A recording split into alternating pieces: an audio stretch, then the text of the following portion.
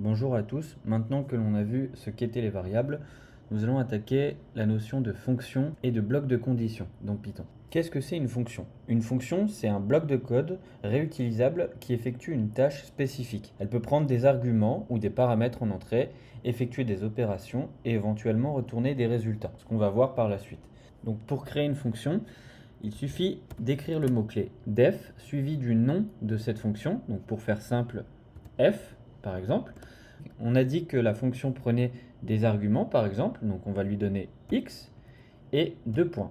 Et nous faisons un return, parce que dans notre cas, nous voulons que cette fonction nous renvoie quelque chose. Par exemple, x fois x, ou tout simplement x étoile étoile 2, qui est la même chose. La fonction puissance 2, x au carré.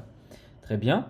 Si maintenant je veux afficher le résultat de f de 9, par exemple, donc print f de 9, si je lance le résultat, on voit que j'ai 81. Donc voici notre première fonction. C'est une fonction mathématique. Il est également possible de simplifier la déclaration de cette fonction. En effet, cette fonction est une fonction mathématique, par exemple. Donc f de x est égal à x au carré. Très bien. Eh bien, en Python, nous avons deux façons de déclarer une fonction. Nous pouvons déclarer une fonction comme ceci, ou alors comme ceci. G est égal à lambda, le mot-clé lambda, x qui prend la variable du coup, notre variable x, et x au carré.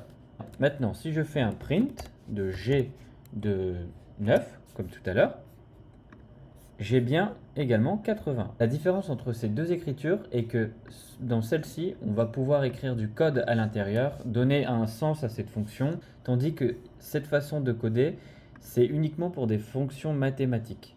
Donc par exemple x au carré ou cosinus, sinus, des fonctions plus exotiques si vous voulez. À présent, on va essayer de créer une fonction un peu plus complexe. Par exemple, une fonction qui résout le théorème de Pythagore. Donc pour ce faire, il est judicieux d'utiliser la première façon de créer une fonction, c'est-à-dire d'utiliser le mot-clé def, car on va entrer du code à l'intérieur de notre fonction. Donc on va l'appeler par exemple Pythagore, comme ceci. On a besoin de connaître l'hypoténuse et les deux côtés adjacents, donc A, B et C. Donc le théorème de Pythagore vérifie tout simplement si le carré de l'hypoténuse est égal au carré du côté adjacent plus le carré de l'autre côté adjacent. L'idée est de vérifier si cette égalité est vraie.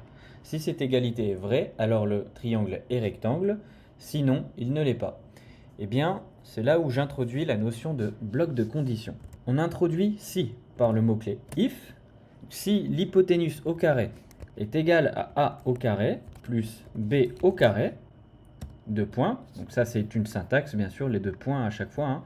Et là on va envoyer un message dans la console, par exemple print le triangle est rectangle. Si cette égalité n'est pas vraie, donc on a introduit le mot-clé else, on affiche en console le triangle n'est pas rectangle, tout simplement. On va tester cette fonction avec pour côté 2, 3 et 4. Si j'exécute ce programme, donc vous voyez, le triangle n'est pas rectangle. Si j'exécute à présent ce code, donc le triangle est bien rectangle, comme on peut le voir ici. Donc voici pour la fonction du théorème de Pythagore. On peut également introduire une fonction qui nous permet de résoudre une équation du second degré. Pour une équation du second degré, nous avons besoin de connaître le discriminant, delta, qui est égal à b carré moins 4ac. Et l'idée est de calculer le signe de delta. On va faire au plus simple en n'introduisant pas les complexes. Donc à l'intérieur de cette fonction, nous allons entrer les valeurs a, b et c, les coefficients de notre équation. Donc delta est égal à b carré moins 4ac. Et là, nous rentrons dans le bloc de conditions. If delta supérieur à 0, 2 points. Alors, on calcule du coup nos solutions. Donc voici nos deux racines. L'autre condition est du coup si le discriminant, si delta est égal à 0, donc delta est égal à 0 comme ceci. Donc voici notre racine double.